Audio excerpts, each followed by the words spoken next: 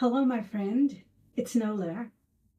I know it's been a while and I'd love to welcome you back. I've been away for about 2 weeks. I've been working on a very important project that I'll probably be ready to announce next week, all things considered. First, let me thank you for being here today, and to my subscribers, I appreciate you very much. And to my new subscribers, welcome. I hope you'll stay a while. Today, I believe that I have a really important topic that I believe would be wonderful for us to discuss. And a lot of us call this a curse, but very often what we're dealing with is conditioning. Please don't misunderstand what I'm saying. The world is full of evil stuff, and curses are very real things. But I want us to just dig a little deeper today and see what you think of this. I know there's a scripture in Romans that says we are transformed by the renewing of our minds. And when you really think about that, it's telling us your whole life can change, not by magic, but by what you allow into your mind. My mom used to say, garbage in, garbage out, garbage in, garbage out. Okay, so what do you keep repeating to yourself? And from the time we are very young, most of us are programmed. We follow family traditions because our great-great-grandparents did it, then our grandparents did it, our parents did it, and so we just keep going, often titled as family traditions. It's traditional for me and my family to do X, Y, or Z. So we follow religious teachings that may not even resonate with us. They may not even make sense for our life, but they may never have worked for us, but we do it because that's what my parents did. That's what their parents did. And then we look around at our lives and we say, there must be a curse on my family, a curse on my money, a curse on my relationships. But I want to ask you this today. Is it really a curse? Or is it what we've been trained to believe about ourselves and about life? You know, I have a saying, I don't know where I picked it up from. I didn't coin it myself, to be honest. We become the behaviors that we learn unless we choose to do otherwise. Some of us may have come from families where there have been many alcoholics and we've seen the fallout from that. So we don't touch alcohol, not because of religion or anything like that, simply because of some of the traumas that we've had to experience. So that was making an active choice not to abuse or use alcohol. So generally, I would like to speak on the generational programming versus curses. A lot of what we call curses are really just programs running quietly in the background of our minds. Family programs, cultural programs, and religious programs. We are often taught to think negatively without even realizing it, right? In some families, you hear things like this. In this family, we'd never get ahead. Money doesn't grow on trees. That's a very, very popular one, right? The money doesn't grow on trees one. Okay. We're just not lucky people. Men in this family always leave.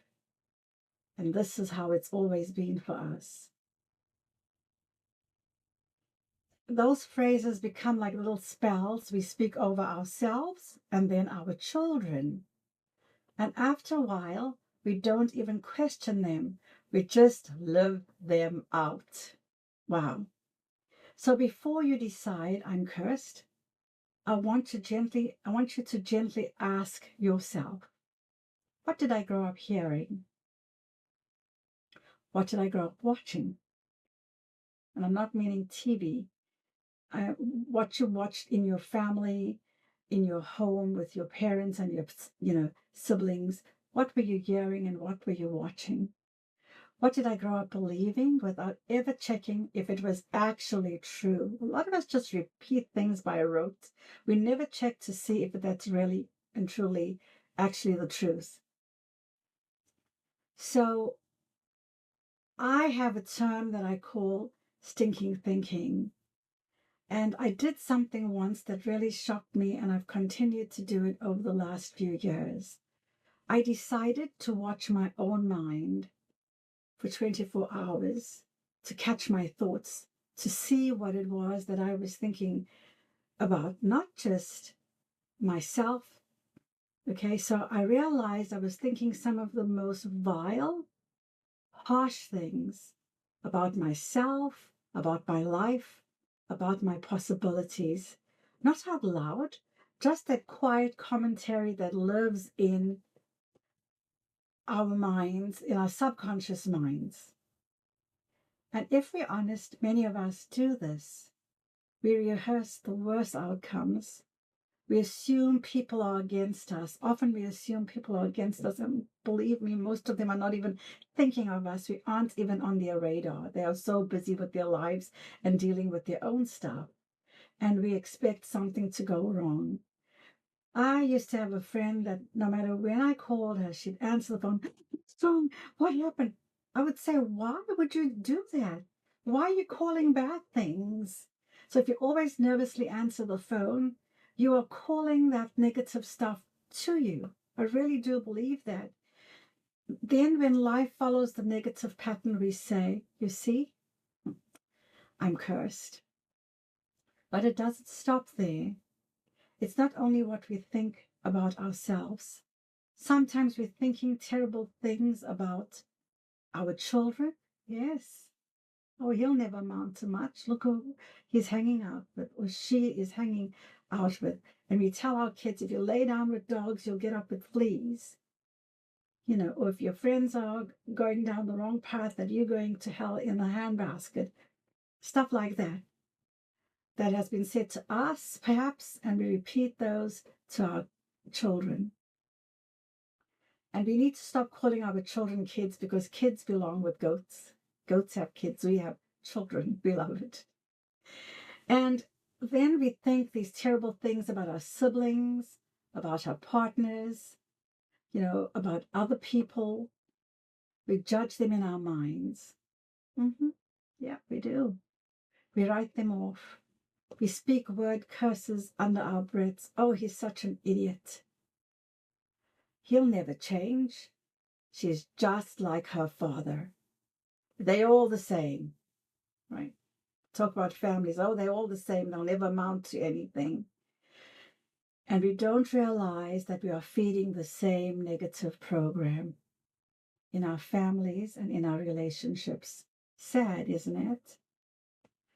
Now, I'm not saying we have to pretend people's behavior is perfect, but I am saying, if my mind is constantly bathing in that kind of thought about myself and about everyone around me, can I really be surprised at the results? Should I even be surprised at the results?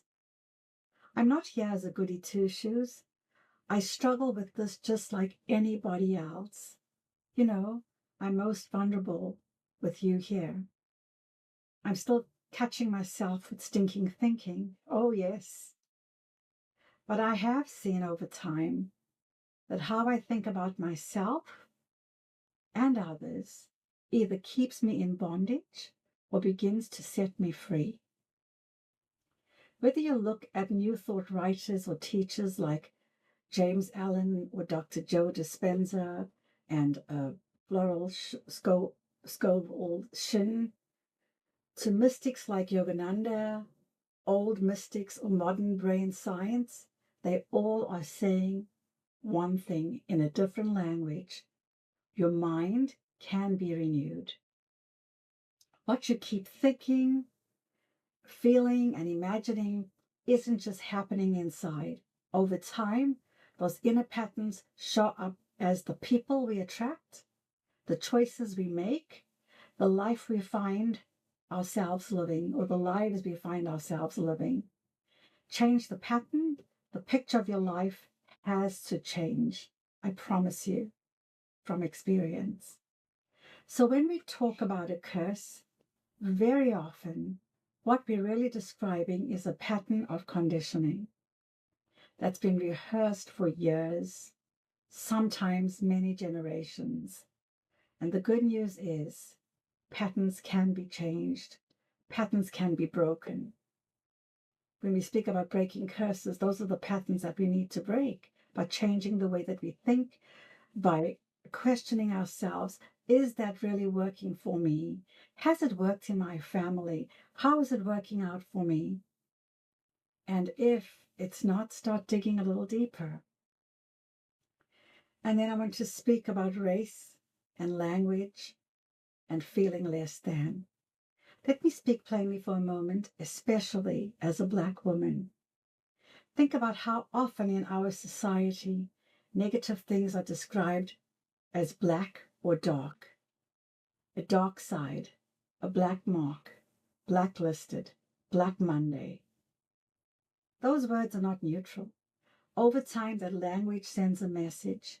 Black equals bad, black equals less than, dark, something to fear. From childhood, many of us are already being conditioned to feel that we are already less than, or that we have to work twice as hard to be seen as half as good. After a while, it doesn't feel like conditioning anymore. It feels like a curse on your very existence. But I want you to hear me, beloved. You are not cursed because of your skin. I'm not cursed because of my skin. We have been conditioned by a world that doesn't allow anyone to see your value, my value, our value. And that's where that scripture about renewing your mind becomes exceptionally powerful.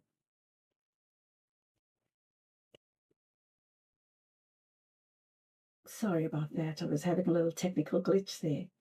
We are allowed to question what we've been taught.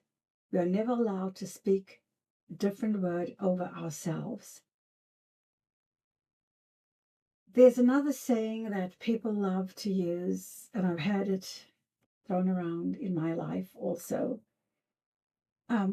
All good things must come to an end. Think about some of the little sayings people love to throw around. Here's a big one. All good things must come to an end. Have you noticed people often say that when they're a bit jealous or when things are finally going well for you? You get a promotion, perhaps you fall in love with a wonderful person, or you move into a beautiful new place, and someone says, well, all good things must come to an end. If you hear that enough, you start to brace for loss. Yes. Every good thing that comes into your life, you're secretly waiting for it to disappear. But my precious friend, let's tell the whole truth here. If all good things must come to an end, then all bad things must come to an end too. Yes, your dry season, your heartbreak, your lack, your loneliness, your difficult period. Those are not eternal either. They are not eternal. We've been trained to wait for the good to end, but we've not been trained to believe that the bad will also end. Bad times will end, I promise you. I don't know who coined the phrase, if they only saw the ashes, they wouldn't mind the beauty, but I've loved that phrase for many years now. And it stuck with me. People love to envy the end result of someone's life, what I call the beauty. They see the beautiful home, the beautiful career, the confidence, the peace. What they do not see are the ashes, and many, beloved, don't even want to see about the ashes. Don't just talk about the ashes. They don't see the late nights that you spent studying, rehearsing, the money that you invested in yourself by paying for education or courses to enhance yourself and your life, the heartbreaks, all of the therapy sessions, all of the prayers, all of the inner work that you've been doing for many years. And they will try to point you back in the direction from where you came. Like Lot's wife who turned around and saw a pillar of salt, forever living in the past, never giving credit for anything. They don't see the fire, that person that you walk through to become who you are, to become who they are today. From the outside, people say, he's so lucky. She must be blessed and I must be cursed.